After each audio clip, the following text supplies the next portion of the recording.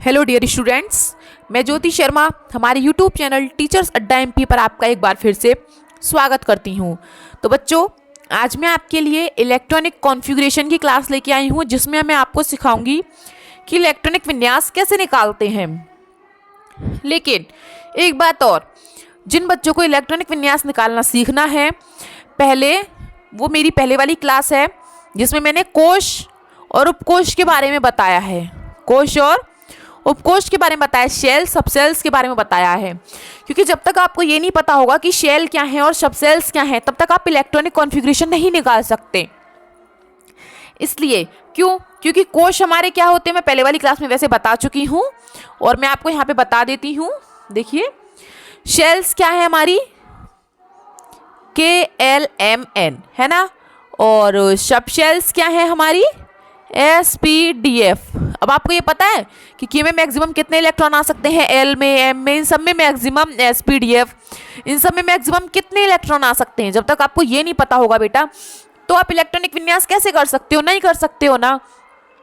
इसलिए मेरी सिर्फ 10 मिनट की क्लास है, ज़्यादा मिनट की क्लास नहीं है, सिर्फ 12 मिनट की क्लास है टोटल मिला के। तो पहले आप उसमें बेटा ये देख लीजिए कि शेल और सबसेल कैसे निकाले जाते हैं, उसमें कितने इलेक्ट्रॉन है मैक्सिमम KLMN और SPDF में।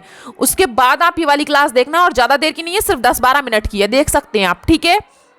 क्योंकि इस क्लास में मैं आपको इलेक्ट्रॉनिक विन्यास बताऊंगी, ये नहीं बताऊंगी कि शेल में कितने इलेक्ट्रॉन है, सब शेल में कितने इलेक्ट्रॉन है, ठीक है, क्योंकि मैं पहले बता चुकी हूँ आपको।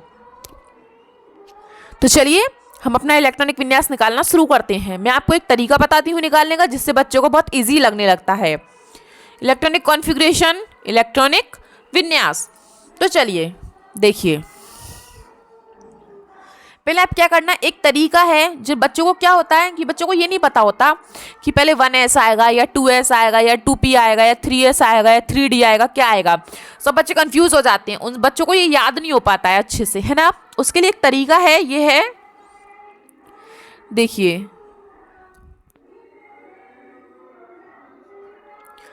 पहले आप 1 से लेकर 8 तक गिनती लिख लीजिए।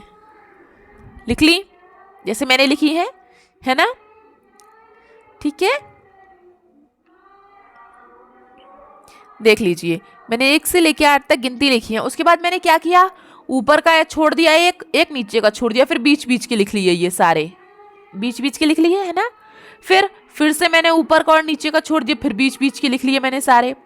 फिर मैंने ऊपर का छोड़ दिया, फिर नीचे का छोड़ दिया, फिर बीच बीच के लिख लिए मैंने सारे। इस तरीके से आपको 4 लाइन लिखनी है आपको, ठीक है, लिख ली।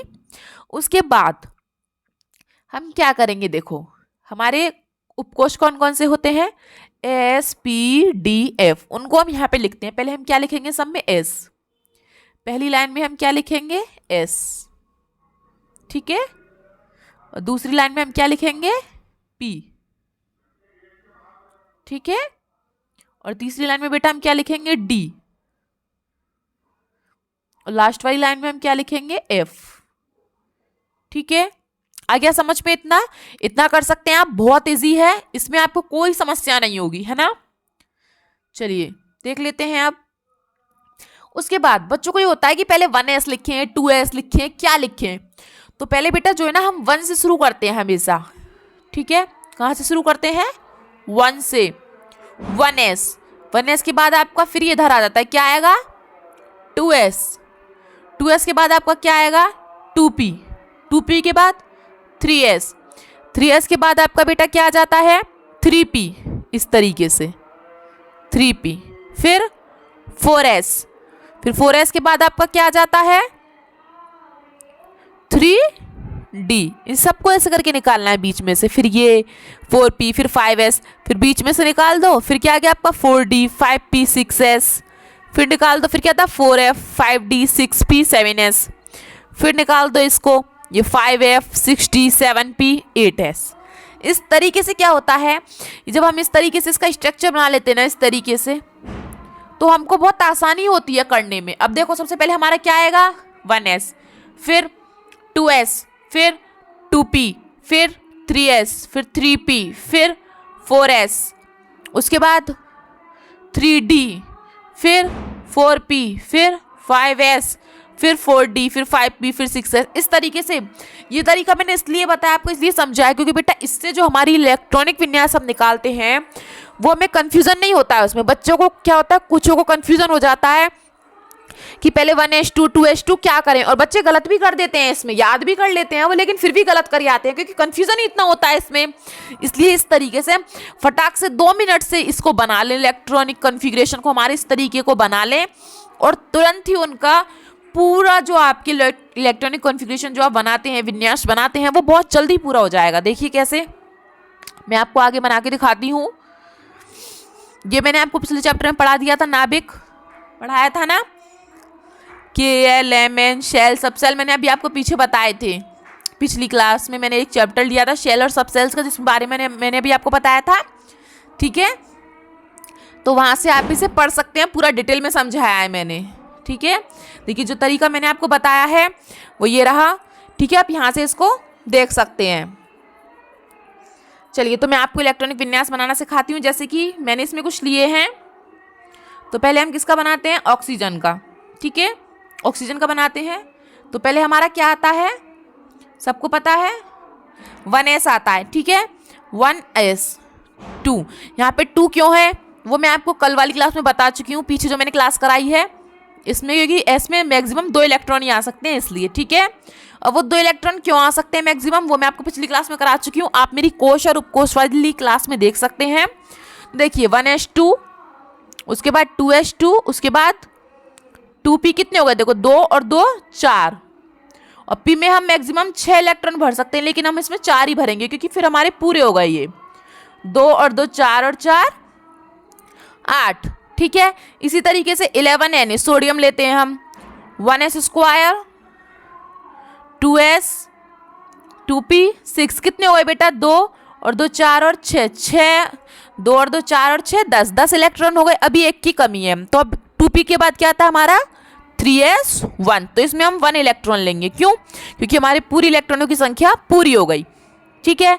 उसके बाद देखिए क्लोरीन देख लीजिए, क्लोरीन में ले लेते हैं 1S2, 2S2, 2P 6 और 3S2 और 3P।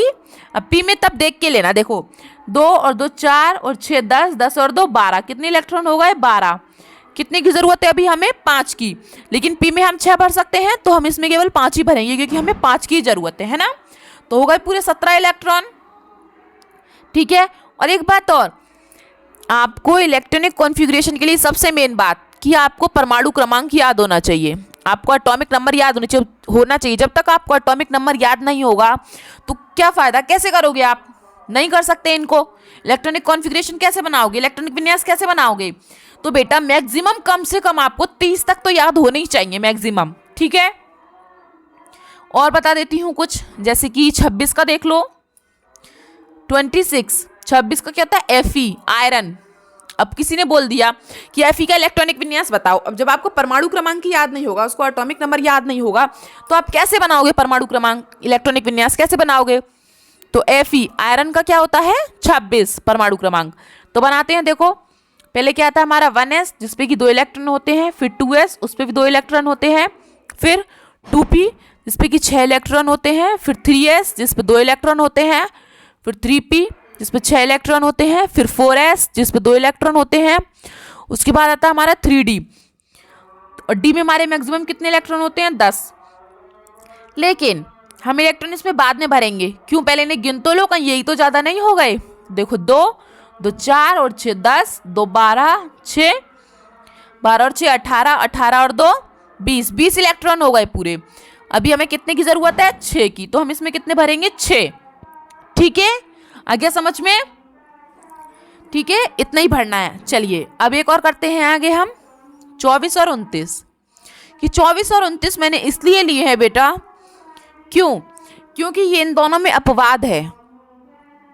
ये दोनों क्या हैं, इनका इलेक्ट्रॉनिक विन्यास में अपवाद है। क्यों है देखिए मैं आपको बताती हूँ।